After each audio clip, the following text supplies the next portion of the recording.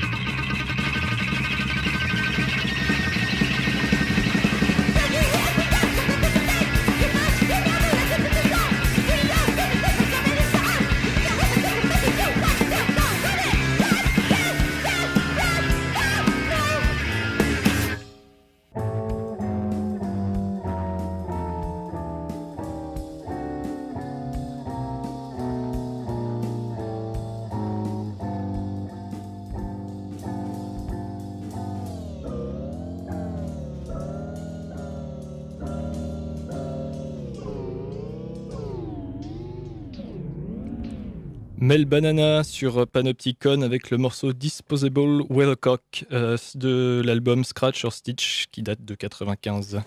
Un très beau morceau choc pour commencer donc ce deuxième numéro de Panopticon pour sa saison 4. Encore un épisode qui va être chargé pour Panopticon puisque nous sommes nombreux autour de cette table. Il y a bien sûr celui qui fait trembler les curés, c'est Perfide Crétu. Tremble, curé, tremble, Perfide Crétu arrive. Il y a celui qui est aujourd'hui habillé en costume du dimanche, réalisant ainsi la parfaite synthèse entre la classe bourgeoise et l'esprit punk. C'est Alexandre Charles. Ouais, salut Coco, c'est ça la classe. Ouais, la classe de l'ex-animateur, un petit côté de Cône peut-être. Canal+. Si tu dis, Cône, tu pourrais nous les payer, 30 deniers. Voilà. Si le cinéma était une religion, il serait au moins archevêque, c'est Ludo. Bonsoir mon fils. Voilà. Alors maintenant c'est le moment où tu dois trembler parce qu'il y a Perfide Crétu en face de la table, tu vois. Là je crée des combats. Il nous vante des spectacles d'ombre et de lumière mieux que les chimères. C'est le Bernard. Oui, et d'ailleurs vous l'avez loupé, c'était à la cantine, ça s'est terminé il y a 15 minutes, voilà, donc je viens juste d'arriver au studio. Salut tout le monde. À base de petites filles et de punk alors ? Ouais, exactement. Alors le fond du truc, c'est un dialogue entre un lampadaire, la lune, une jeune fille de 15 ans et un vieux punk de 50 ans. Ça dure une vingtaine de musique et 2 minutes. et ouais, c'est assez sympa. Suis d'ailleurs pour ceux qui sont proches de la cantine et qui veulent éteindre leur radio, à la cantine là suit donc un concert d'une 30aine de minutes acoustique, voilà. Si vous nous écoutez en direct, en évidemment, direct. puisque Oui, si vous c'est- écoutez la rediffusion du dimanche, c'est trop tard, tant pis Ce pour vous. sera Terminé trop pour tard vous. pour vous. Mais en parlant de 20 minutes, la longueur de ses cheveux est désormais inversement proportionnelle à celle du morceau qu'il va nous livrer ce soir. C'est Richard. Bonsoir à tous. On avait dit pas les affaires. Enfin, le physique. ces éditos sont aussi sobres que le design d'un iPhone et aussi efficaces que une connexion au débit. C'est le super technicien Arthur. Salut. Au programme de ce numéro de Panopticon, tout plein de bonnes choses puisqu'on va inaugurer des nouvelles rubriques, notamment le top 50 des plaisirs coupables que Seb aura l'honneur d'inaugurer aujourd'hui. Nous aurons aussi un coup de fil A, ce sera une nouvelle rubrique que nous a apporté l'ami Alexandre Charles à base de...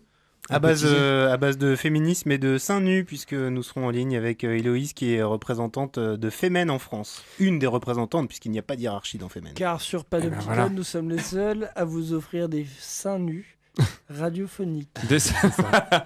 D'ailleurs, Et je précise que le plaisir coupable a une relation indirecte avec. c'est magnifique. cette intervenante. J'ai envie de dire que des seins nus radiophoniques, ça ne t'étonnera pas. Oh, oh, oh. Voilà. Hop, hop, hop, hop. Et on C'est une aura émission aussi qui part fort. un autre moment d'humour et de subtilité que sera la chronique de Perfide Crétu. Alors non, j'ai pas fait dans l'humour et non, j'ai pas Ah, fait dans la merde. subtilité. Bah, tu Et sors. merde, je t'ai pas prévenu. Bon, tant pis. Et puis, bien sûr, Ludo qui va nous parler cinéma comme à chaque fois. Et de quel film vas-tu faire la critique aujourd'hui ? De l'excellent Killer Joe de William Friedkin. Eh bien, tout ceci présage que du bon. Et on va commencer tout de suite cette émission avec, comme d'habitude, la nouveauté de la semaine. It's more sophisticated, yet less complicated. It's more powerful, yet less cumbersome. It can store vast amounts of yesterday, or tell you what's in store for tomorrow. It can draw a picture, or it can draw conclusions. And it's as easy to use as this. Et la nouveauté de la semaine, c'est Converge, groupe américain légendaire de mathcore, de hardcore chaotique, voire de mauvais métal pour certains. Le groupe, le groupe a publié cette semaine, je crois, la vidéo d'un nouveau titre intitulé Aimless Arrow qui annonce le nouvel album du groupe Converge pour le 9 octobre prochain. Album intitulé All We Love We Leave Behind, tout ce que nous aimons, nous le laissons derrière. On écoute ce premier extrait de ce nouvel album de Converge intitulé Aimless Arrow dans Panopticon sur le 107.3 filmement de Radio Alpa.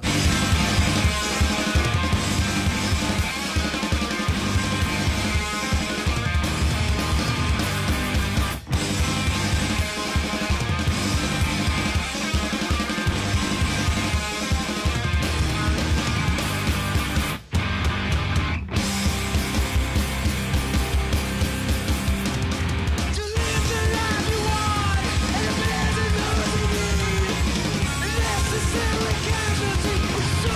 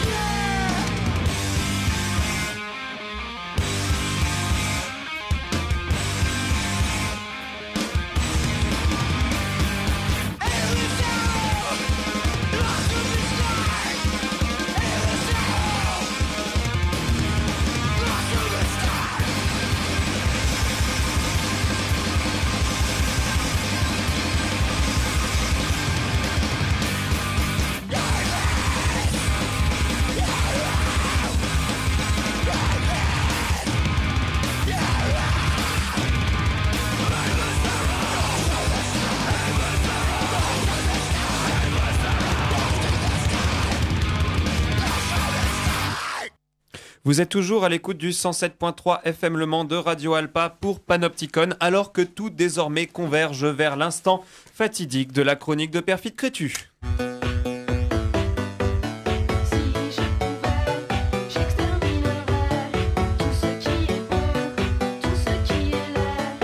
Oh oui, en ces premiers jours d'automne pluvieux qu'on appelle parfois automne sartois, mais qui est tout simplement le nôtre.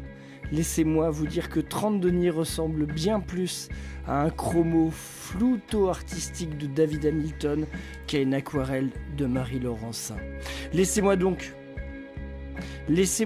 chers auditeurs en short flottant, chères auditrices sylviphiles de Radio Alpa sur le 107.3 et radioalpa.com, laissez-moi donc vous entretenir des 2 feuilletons estivaux qui ont occupé la vacuité de l'été manceau.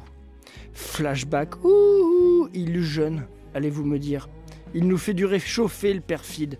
Que nenni, il nous fait pas du réchauffer. Ces 2 feuilletons, à l'heure où je vous cause dans le poste, n'ont pas encore vécu leur épilogue, alors que la bruine, fin rideau de boue liquide, envoyé par des dieux malveillants pour le malheur et l'édification de nos Quen, commence à retomber. La première de ces séries à un succès concerne Feu le MUC 72, commercialement rebaptisé Le Mans FC. Fait chier, il va encore parler de sport, cet allumé. Que nenni bis.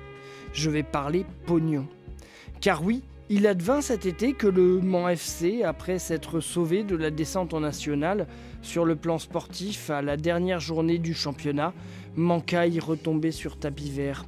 Car oui, il n'a pas suffi que la saison sportive soit à ce point médiocre, avec par exemple le premier match en août 2011, un SAN perdu 1-0 à domicile contre Tours. La défaite infamante dans le derby de la Rillette. Non, il a fallu que le gâteau avarié de la misère du jeu se double d'une incurie budgétaire hors norme. Or, on apprenait cet été que le Mans FC, il vivait au-dessus de ses moyens et qu'il allait falloir trouver 2 millions d'euros. 2 millions d'euros, c'est à peu près l'équivalent du coût surévalué des fouilles de l'espace culturel des Jacobins pour pouvoir se maintenir face à la DGG, gendarme comptable du ballon rond hexagonal. Alors, on vendit le centre d'entraînement, la Pince-Nardière, lequel permit en son temps la victoire en Gambardella et l'émergence d'une génération de jeunes talents locaux.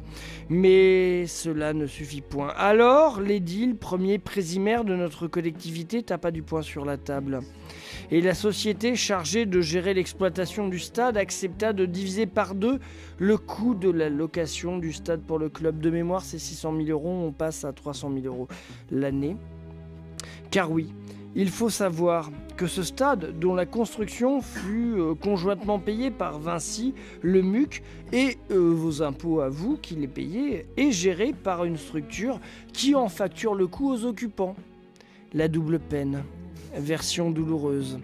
Comme si tu squattais un bar, que tu payais tes consos rubis sur l'ongle et que tu participais en même temps au remboursement de l'emprunt du dépôt. La double peine.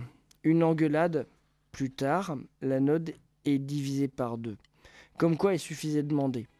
L'histoire continue puisque les élus d'opposition au conseil municipal renaclent alors que tous ces braves gens ont voté la main levée le sauvetage du club. Tartuffe, comique troupier. Mais laissons le foot et les profondeurs ctoniennes où vous souhaitez la voir croupir et attaquons-nous maintenant à une nouvelle forfanterie de la minorité municipale de droite locale. Il n'aura échappé à aucun usager de la place des Jacobins que les arbres du haut du tunnel risquent l'abattage. Des pétitions circulent pour empêcher leur sylvinocide. Or, ce projet existe depuis longtemps et il a été présenté en bureau municipal. Et l'opposition de droite de notre omnipotent présimaire Jean-Claude Plantagenet, ainsi que les élus verts, l'ont tous voté d'une même moins unanime. Alors quand des pétitionnaires plus ou moins sainement inspirés veulent amender le projet, on peut leur arguer qu'il est un peu tard pour se réveiller. Les travaux sont en branle sur un projet validé après consultation publique. Et il apparaît qu'ils vont coûter plus de 2 millions d'euros. 2 millions d'euros, c'est juste le coût d'un chantier sur les Jacobins. Alors oui, moi aussi. Dans un élan sylviphile et conservateur d'essence, je l'ai signé cette pétition.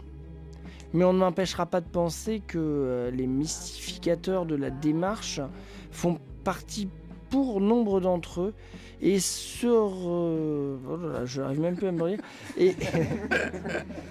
et tripotent les remugles, on va dire ça, et tripotent les remugles d'un conservatisme made in violemment intramuros et que leur combat sans l'arrière-garde bourgeoise.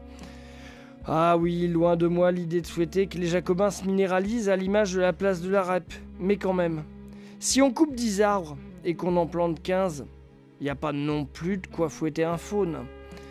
Le comique dans cette histoire, c'est que l'élu de permanence au moment du pic de la mobilisation l'était au titre d'adjoint de la démocratie participative, dur, et qui plus est encarté à Europe Écologie Les Verts. Là, double peine, on s'y retrouve. Pauvres garçons, pauvres gazons, pauvres arbres, car après tout, l'abattage de troncs, moi, cher bûcheron et paysagiste de Radio Alpa, me ramène doucettement vers d'autres fantasmes. Des fantasmes sophiacopoliens, ce qui justifie le fond sonore que vous entendez, car oui, je ne manque pas d'air, AIR. L'abattage aurait largement pu être contrecarré par l'enchaînement de vierges blondes et nubiles autour des arbres. Que le Virgin Suicide fleurisse, que les sœurs Lisbonne s'entravent et qu'à chaque fois que j'aille boire un coup au square, des pucelles se défenestrent depuis les jardins d'Élysée, qu'elles s'asphyxient dans une caisse de collection sur le parking, qu'elles se pendent, qu'elles se fument, mais qu'elles nous marquent et que soit filmé par Sofia Coppola, ce qui justifie une fois de plus le fond sonore absent cette fois-ci, puisque j'ai fait trop long. Et alors là, chers camarades du 107.3 et de radioalpa.com, vous pourrez espérer que les arbres soient sauvés. Merci Perfide Crétu pour cette chronique sylvestre et enflammée. En tout cas, le feu n'est pas aux arbres. Je note ce mot, cet effort de vocabulaire assez exceptionnel, sylvinocide. J'ai hésité entre sylvicide et sylvinocide, je savais pas trop comment le conjuguer celui-là. Mais peut-être que toutes les Sylvies de France l'auraient mal pris que tu dis sylvicide. Je suis ultra fan des Sylvies. Il faut savoir que je suis un grand défenseur d'Albator, qui n'est pas une femme, je tiens à le dire à tous les PNQ qui continuent à me dire qu'Albator est une femme. Albator n'est pas une femme. Et ça serait quoi le souci ? Ça serait quoi le souci si c'était une femme ? Non mais mais camarades, j'ai aucun souci avec le s'il vous plaît camarades, l'heure tourne énormément et nous avons un morceau de 20 minutes à passer bientôt que nous allons avoir du mal à passer. On peut très clairement partir sur une discussion sur la question d'Albator est-il ou pas une femme. Non, parce que j'ai un certain nombre de personnes qui vont casser les couilles comme quoi il était Modiglianiesque et tout machin. C'est une petite pute de gonzesse. Albator n'est pas une petite pute de gonzesse. Alors s'il vous plaît, putain de mec. On passe quand même une interview d'un mouvement féministe dans cette émission, on va se calmer maintenant. Justement. À ce sujet, Edouard, Bernard, c'est des filles ou des mecs d'ailleurs ? Déjà de base, pourquoi cette question ? Je sais pas, pour rester raccord. Pour faire la transition. Parce que finalement, on s'en fout que ce soit des filles ou des garçons qui fassent de la musique. Alors pour répondre à ta question clairement, dans Edouard, il y a effectivement une personne de la gente féminine qui officie à l'Albas, il me semble. Voilà, exactement même. Je suis complètement choqué par ce ballon gonflable Riette du Mans donc si personne ne l'avait vu. Et le morceau d'Edouard que tu vas nous passer a-t-il un nom ? Alors le morceau d'Edouard que je vais passer a un nom, mais il n'est pas précisé sur la pochette, donc je ne peux pas spécialement faire ce joli métier de journalisme et de vous renseigner donc sur le titre du morceau qui va passer. En revanche, je peux vous dire que c'est le dernier disque d'Edouard, qui est presque le premier disque, puisque avant ils avaient plutôt sorti des démos, des lives, un essai avec avec plusieurs personnes. Voilà, donc plein de petits trucs et tout. Là, c'est vraiment le premier disque qui fout sur galette un peu ce qu'ils ont fait ces dernières années. Donc, on est clairement dans l'univers, autant sur musical qu'avec la pochette que je fais voir vite. Que tu viens de taper dans le micro. Et que je viens de taper dans le micro. Si on manque de place, c'est pas de ma faute. Non, mais on est beaucoup trop nombreux dans cette émission, voilà. Il va falloir... Donc, on n'a même pas assez de micro pour tout le monde. En plus, j'ai cassé l'ambiance. Il va falloir liquider. Du coup, enchaînons. Voilà, il ne reste plus qu'à passer le morceau d'Edouard. Voilà. Sur le 107.3 FM de Radio Arthur, tu peux rigoler, t'es derrière la technique, t'as ta place gagnée, quoi. Non. Start, j'ai calé.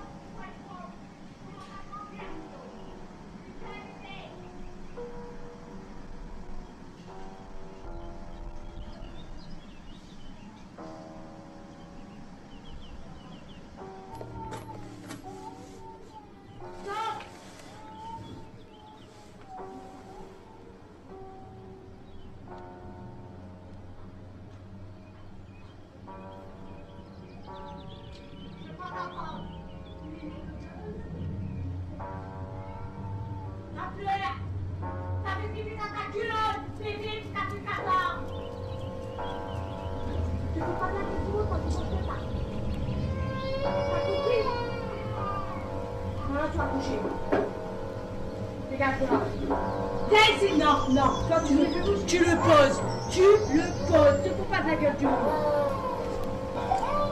Tu viens là. Sale bébé.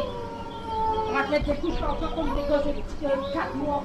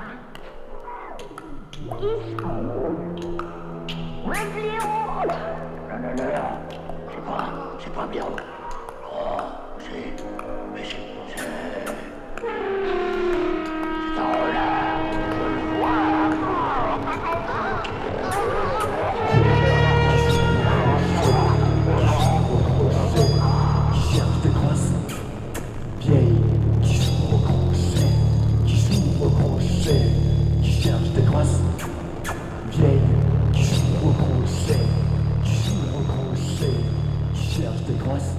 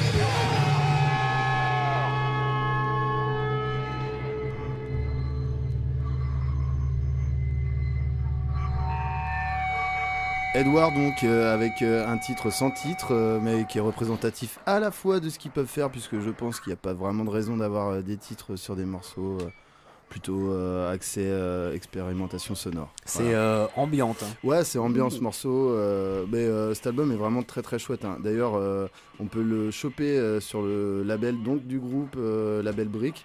Et il est également sorti, si je me gourre pas, sur Mon Cul, c'est du tofu et Attila Tralala, qui est un label belge. Voilà. On va continuer dans un autre type d'ambiance désormais sur le 107.3 FM de Radio Alpa pour Panopticon, une ambiance de damnation puisque vient l'instant du papier corps.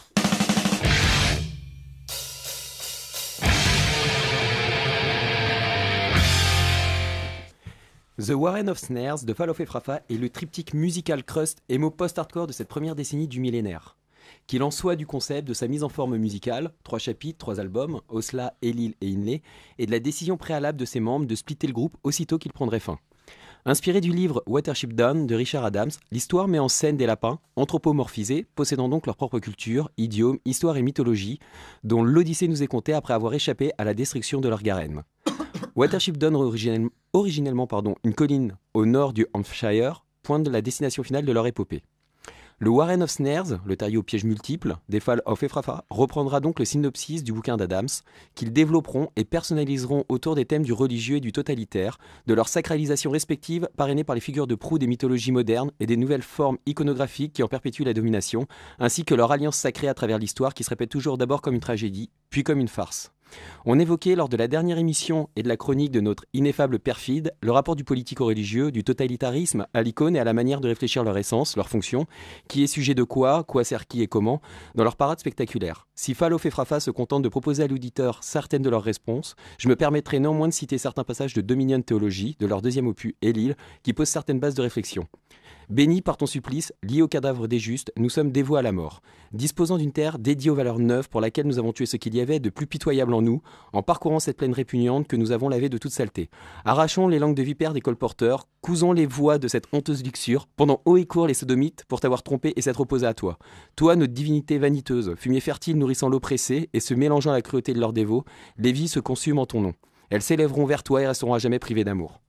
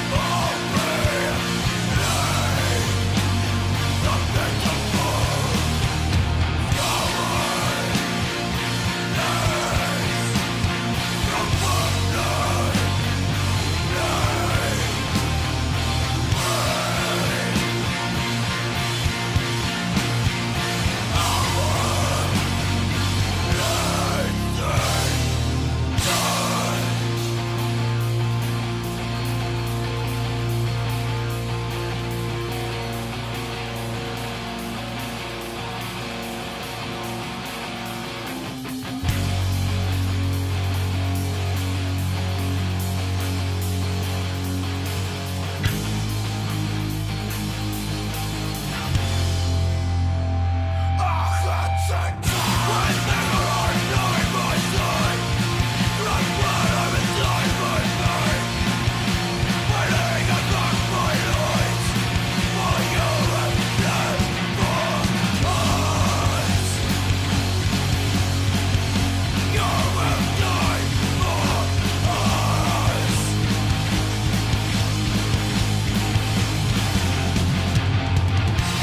dark Lord,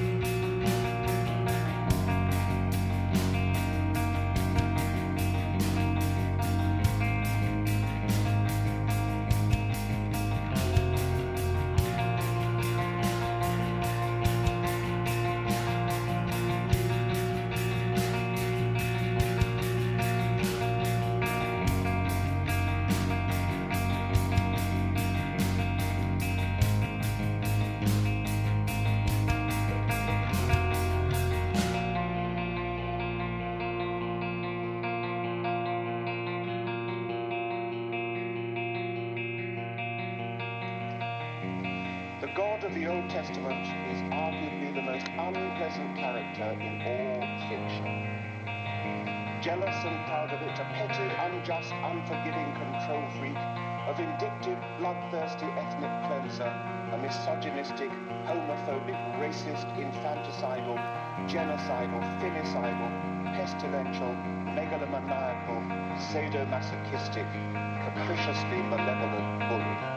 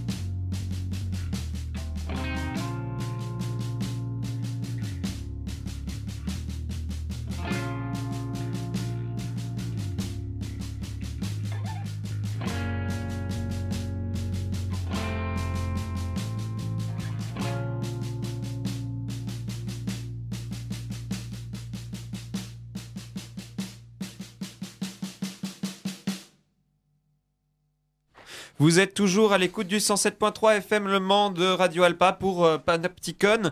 Et à Panopticon, c'est une émission où on passe des longs morceaux non coupés parce qu'on est comme ça et qu'on emmerde les formats radio. Tout de suite, on va vous passer maintenant notre toute nouvelle rubrique qui est celle du top 50 des plaisirs coupables. Oh oui.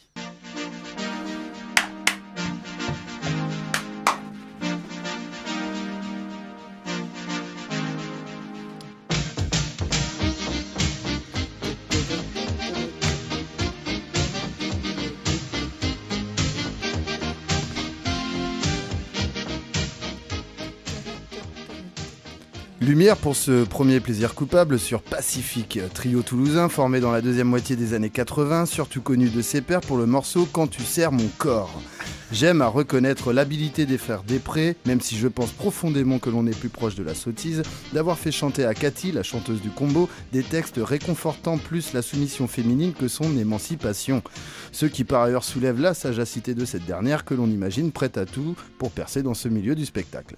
Sensibilité masculine envers la jante féminine, à cantonner l'être fragile étant désiré à n'être qu'un objet de plaisir, prenons pour exemple le texte de Sans un remords, leur second single sorti un an plus tard, en 90. Ordinateur, technique. Donc, c'est réparti, les textes donc de Sans un remords. Dieu sait que tu imagines quand tes yeux glissent sur mon jean là, comme ça. Tu me vois douce et câline avec toi, petite machine dans tes bras. Non, ne me dis pas ce que tu penses tout bas. Je vois bien ce que tu veux de moi. Tes yeux me devinent, serrés dans mon jean, et je m'imagine le feu qui brûle en toi. Les contours de mon corps allument ton corps, un trouble si fort qui te succombe une fois encore. Et tes yeux, tu me dévores sans un remords. Sans arrêt, tu me prêtes... Encore quoi? Sans arrêt tu me presses d'être à toi et je te laisse faire comme ça. Ton regard me suit sans cesse, me caresse et je te confesse que j'aime ça. Quand je bouge comme ça, juste là devant toi, je vois bien ce que tu veux de moi. Tes yeux me devinent serrés dans mon jean et je m'imagine le feu qui brûle en toi. Les contours de mon corps allument ton corps dans un trouble si fort que tu succombes une fois encore et de tes yeux tu me dévores sans un remords. Il y a de la rime. Hein. Il y a de la rime, c'est beau. Voilà, donc je vais vous laisser à votre propre délibération en enchaînant dans un instant avec le tubesque Quand tu serres mon corps, sorti en 89. Petite et dernière parenthèse sur le sujet avec le mauvais goût de la couverture de ce single. Une mise en scène répugnante des trois visages du groupe reliés sur un même fond tout aussi infect, représentant Cathy apathique entre la grâce et le néant, un peu femme rebelle, un peu femme fragile, beaucoup femme facile, méchamment dévisagée par Stéphane et Christophe, qui nous rappelle l'existence de cette vilaine mode que fut le tout jean vêtu. Ces visages apparaissent par ce qui semble être un éclair, nous y revenons, la foudre, son choc et sa congestion. Donc un cliché de la relation homme-femme, si légère pour Pacifique, si complexe pour moi, c'est peut-être pour cela que j'aime bien ce titre.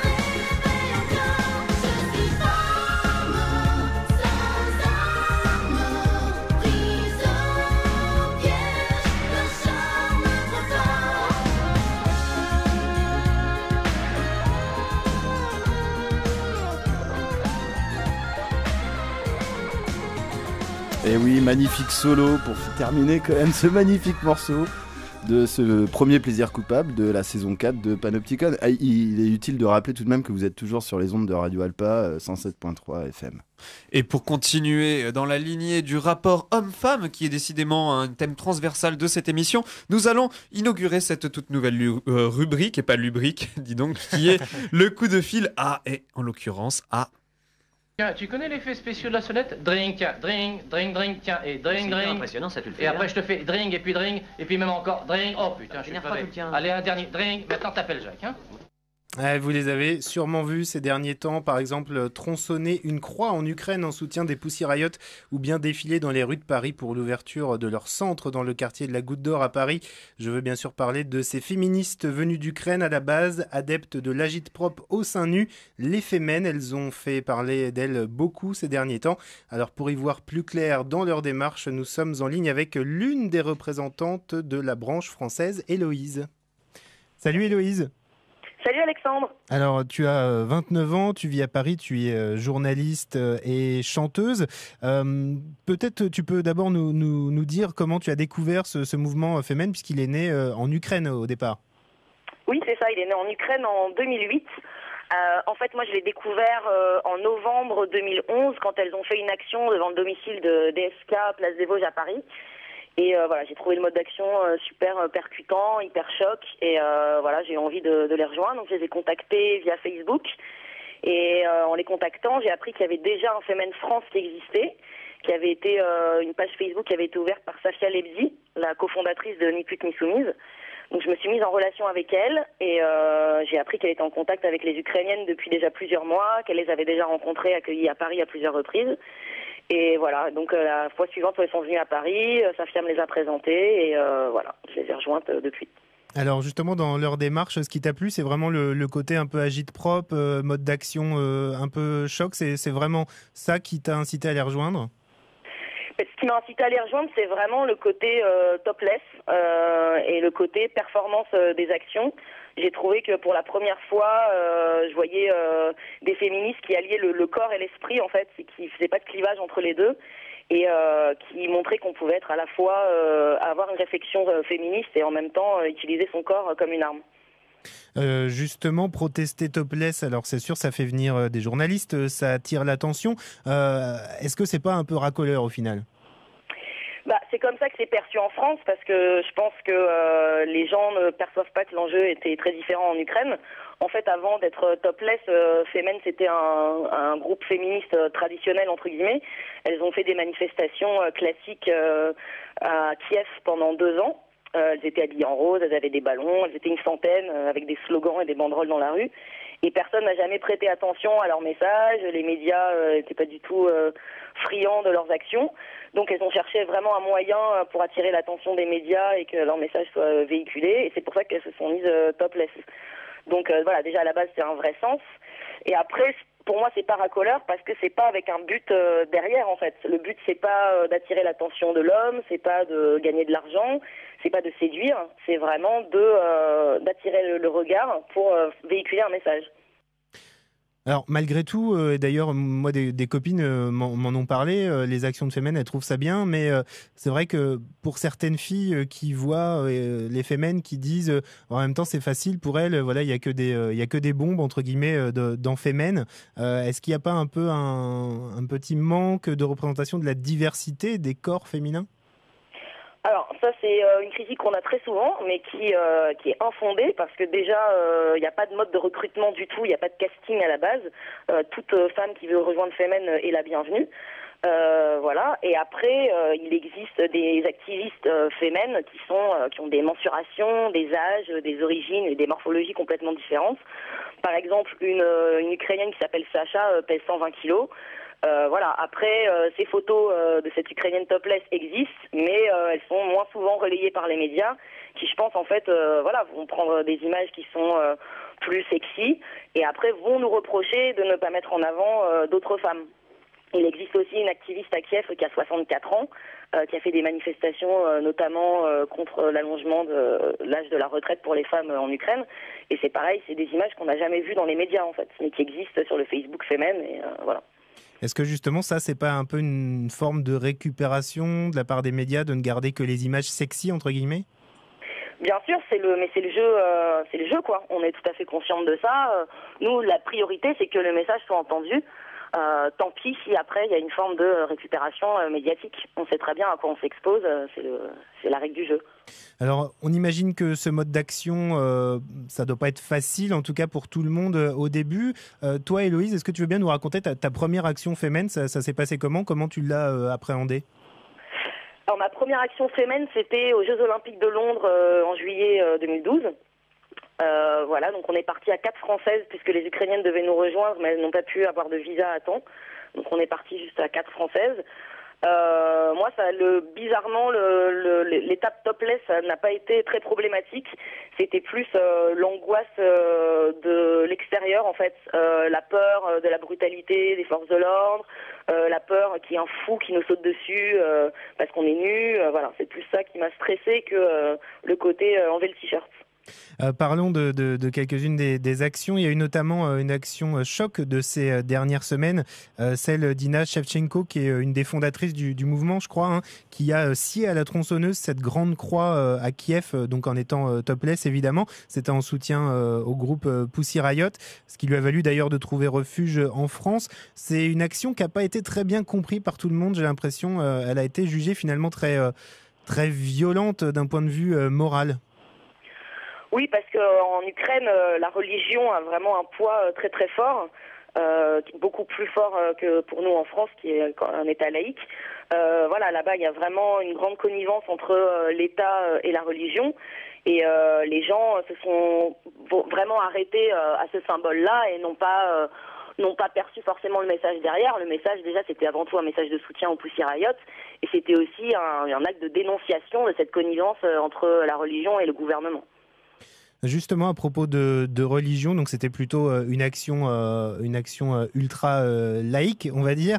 On voit parfois sur les corps des Femen lors des manifestations ce slogan God is woman, Dieu est une femme. Est-ce que c'est pas un peu contradictoire? Est-ce que les Femen sont croyantes? Ça veut dire quoi ce slogan? Alors, les Femen sont complètement athées et combattent toute forme d'institution religieuse. On ne combat pas la croyance individuelle et la foi, ou voilà. On combat vraiment les institutions religieuses et la place qu'elles accordent aux femmes en général. Après, le slogan, c'est plutôt justement une boutade et c'est plutôt cynique. C'est une manière de retourner ce code, de ce Dieu masculin qu'on nous impose partout, quelles que soient les religions. Est-ce que les hommes sont interdits dans Femen? On n'en voit jamais ou très rarement? Alors les hommes ne sont pas du tout interdits, ils sont les bienvenus. D'ailleurs, il y en a beaucoup qui nous soutiennent financièrement, logistiquement, enfin qui sont très présents au quotidien avec nous. Simplement, ils sont absents des actions puisque pour nous, c'est pas pertinent d'avoir des hommes topless à nos côtés. Quelques dernières questions, notamment une sur le centre Femen qui vient d'être inauguré à Paris dans le quartier de la Goutte d'Or. C'est quoi le but de ce centre? Le but de ce centre, c'est vraiment de créer une plateforme internationale qui puisse accueillir des féministes et des activistes du monde entier et de les entraîner physiquement, psychologiquement et théoriquement, j'ai envie de dire, pour être opérationnels pour des actions futures. Un entraînement, ça veut dire ça nécessite de s'entraîner, les actions Femen? Oui, les actions sont parfois très physiques, très éprouvantes, dans des conditions assez extrêmes. Donc il faut être capable de courir, de tomber sans se blesser, parfois d'escalader un mur, etc. Donc il faut être physiquement entraîné. Dernière chose, Héloïse, je le disais au début, tu es aussi chanteuse et tu as réalisé un morceau en soutien justement à la cause des Femen qui s'intitule Bare Breast, qu'on va écouter dans quelques instants. Est-ce que tu peux nous dire un mot de cette chanson, le comment, du pourquoi et le compagnon qui t'accompagne sur celle-ci? Oui, alors j'aurais proposé aux Femen ukrainiennes ce morceau de soutien au mois de juin. Voilà, parce que j'ai trouvé que c'était un moyen comme un autre de les soutenir et de véhiculer leur message. Donc à côté, j'ai un groupe avec Ex-Banza, on s'appelle Elle et Ex-Banza, et j'en ai parlé donc à Vicky Bazon-Banza, qui est le compositeur et le guitariste du groupe. Il a été très emballé tout de suite, elles aussi, elles étaient vraiment très très emballées, très enthousiastes, et donc on a fait ce morceau en une semaine, dans des conditions un peu à l'arrache. Et voilà, on a tout composé, tout enregistré et tourné un clip en une semaine pour qu'elle puisse s'en servir très rapidement. Et bien justement, on va l'écouter tout de suite maintenant sur Radio Alpa. Merci Héloïse d'avoir été avec nous, représentante des Femen en France. Salut. Merci.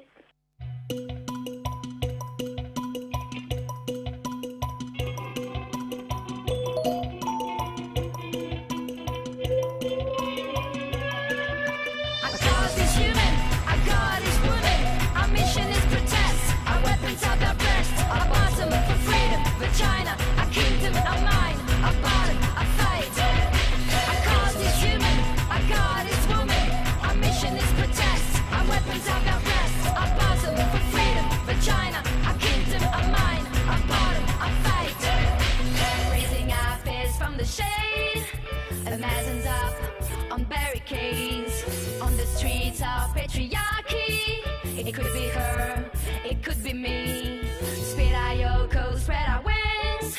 Together we stand for everything. Ready to die in the last ditch. I'm nobody's slave, nobody's bitch. Our cause is human, our God is woman. Our mission is protest. Our weapons are our breast. Our bosom for freedom, vagina. Our kingdom, our mind, our bottom, our fight. Our cause is human, our God is woman. Our mission is protest. Our weapons are our breast. Our bosom for freedom, vagina. Our kingdom, our mind, our bottom, our fight. You're the slut, you're the whore. Merciless and hardcore.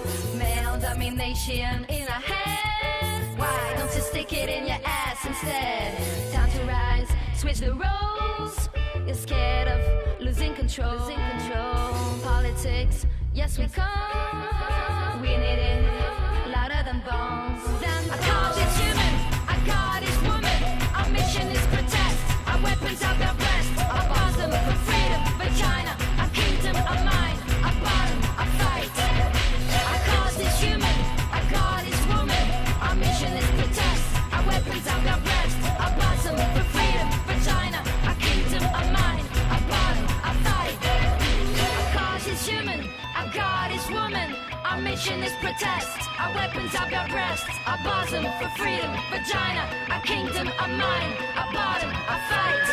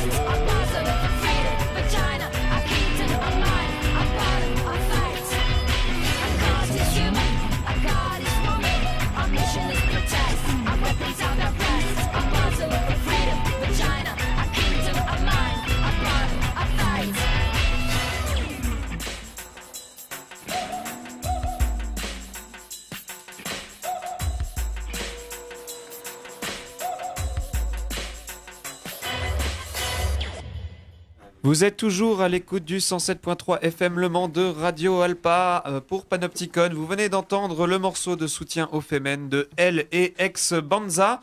Ex-Banza, on les avait reçus l'année dernière au bar Le Barouf avec l'association DTC et l'association Merci Connasse. DTC qui se dissolvait à l'occasion. Et donc on avait reçu Ex-Banza qui a participé à ce morceau. En tout cas, pour revenir un petit peu sur l'interview, moi il y a quand même un truc que j'ai trouvé intéressant. Globalement, j'étais pas trop partisan des actions féminines, m'inscrivant peut-être dans une conception plus classique de la lutte féministe, comme elle avait l'air de la dénoncer.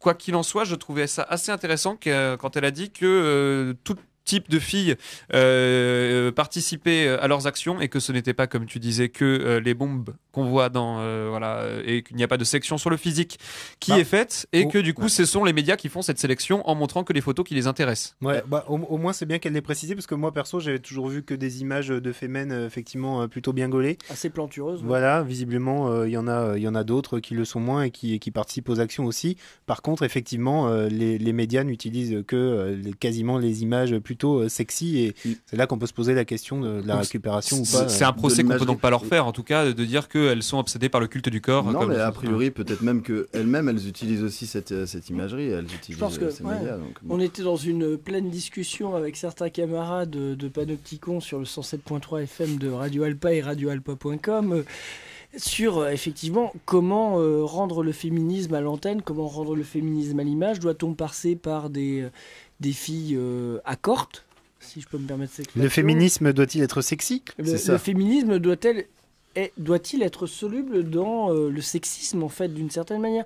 Alors c'est vrai que pour des questions d'efficacité, moi je peux comprendre qu'on utilise plutôt des beaux profils et en même temps on est tous d'accord pour dire que ça ne revient pas à la réalité du combat, mais quoi qu'il en soit, elles se défendent d'utiliser des beaux profils, elles disent bien qu'elles ne le font pas et que ce sont les médias qui le font à leur place en attendant. Alors il y a un peu d'hypocrisie quand même parce que dans le cadre de la vidéo en fait qu'elle a fait pour promouvoir justement la chanson qu'on vient d'écouter, les deux meufs qui l'accompagnent, elles sont quand même aussi bien gaulées qu'elle. Je veux dire, au niveau du choix, c'est quand même, elle a choisi quand même les procédés de la réalisation. Elle va pas faire apparaître dans le clip des filles qui ne chantent pas après. Non, mais les deux, elles chantent pas. Les deux autres, elles chantent pas. Elles apparaissent juste là en compagnie. Bon, après, voilà, je me fais l'avocat du diable. Faut juste après se poser les bonnes questions. Les deux qui apparaissent dans le clip, si je ne m'abuse, sont deux Ukrainiennes qui font partie des fondatrices aussi du mouvement.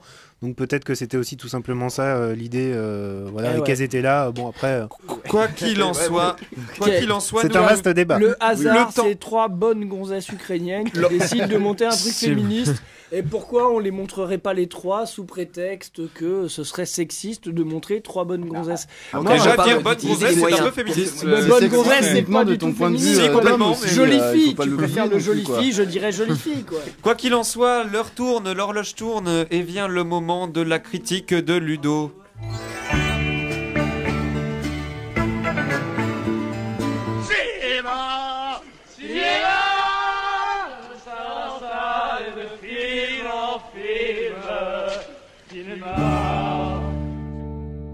Bonsoir à toutes et à toutes. Ce soir, je vais vous parler du film Killer Joe, donc le dernier chef-d'œuvre du réalisateur William Friedkin, qui, comme à son habitude, ne fait pas dans la dentelle. On se souviendra jamais du bordel qu'avait engendré l'Exorciste à sa sortie, où les femmes accouchaient avant terme durant la projection ou bien encore faisaient des malaises. Un bordel très lucratif pour le réalisateur, puisque l'Exorciste reste l'un des plus grands hits du cinéma d'horreur. Donc Friedkin, c'est pas que l'Exorciste, c'est un réalisateur qui touche à tous les styles. Du premier film French Connection, parce que c'est pas lui qui a fait le second, c'est Frankenheimer, lui il a juste fait le premier. Donc un polar urbain stylisé. Ensuite, il en avait fait un autre. Oui, non, Gene Hackman. Gene Hackman. Ensuite, il avait réalisé donc un film qui avait été projeté au Cinépoche l'année dernière dans le cadre du festival Seconde Zone, To Live and Die in LA, un chef-d'œuvre du polar urbain avec William Peterson alias l'agent Grissom dans Les Experts ou encore Willem Dafoe. Donc un petit film qui se voulait un petit hommage à Bullitt et tout, avec des poursuites en voiture dans les rues de Boston et tout. C'était vraiment un putain de film quoi. Donc voilà, mais bon, Friedkin c'est aussi des polars érotiques avec David Caruso comme Jade, ou des films un peu tendance parano comme Bug. Donc un film avec un type qui s'automutilait parce qu'il était persuadé qu'il avait des insectes sous la peau, entraînant avec lui une jeune paumée qui vit dans un motel dans son délire, enfin voilà. Et donc il revient au polar avec Killer Joe, et donc il s'attaque à l'histoire donc d'un jeune dealer, très con d'ailleurs on va dire, qui, devant trouver d'urgence une somme de $6,000 sous peine de se faire buter, il n'a pas d'autre choix que de faire buter sa salope de mère, excusez-moi l'expression, afin de toucher les $50,000 d'assurance maladie. Donc pour ça, il va engager un shérif qui s'appelle Joe. Donc shérif le jour, et la nuit, pour arrondir les fins de mois, il devient tueur à gages. Donc lui, par contre, c'est quelqu'un de très pointilleux sur les paiements en avance, et donc qui refuse de faire le contrat parce que le jeune n'a pas de quoi le payer. Mais il va accepter à la condition que le jeune lui file sa petite sœur sous caution. Et là, on va commencer à partir dans un film totalement déjanté. Donc voilà, et donc faut savoir que ce film, il détient quand même des passages assez ardos, puisque le tueur, donc Joe, à des moments il peut se montrer comme une personne tendre, gentille, prévenante, charismatique, ou à un autre moment un bourreau sadique, n'hésitant pas à se faire respecter en prenant n'importe quoi, ce qui lui tombe sous la main, comme des chicken wings par exemple. Donc après ce film, on verra plus le poulet frit de la même manière. Et donc, ce film, il est vraiment. Voilà. Ce film, il est porté par des acteurs tous géniaux, avec Emile Hirsch dans le rôle du dealer. Alors lui, c'était le jeune dans Into the Wild, quand on avait ras-le-bol de sa vie de bourgeois qui décidait de vivre la grande aventure.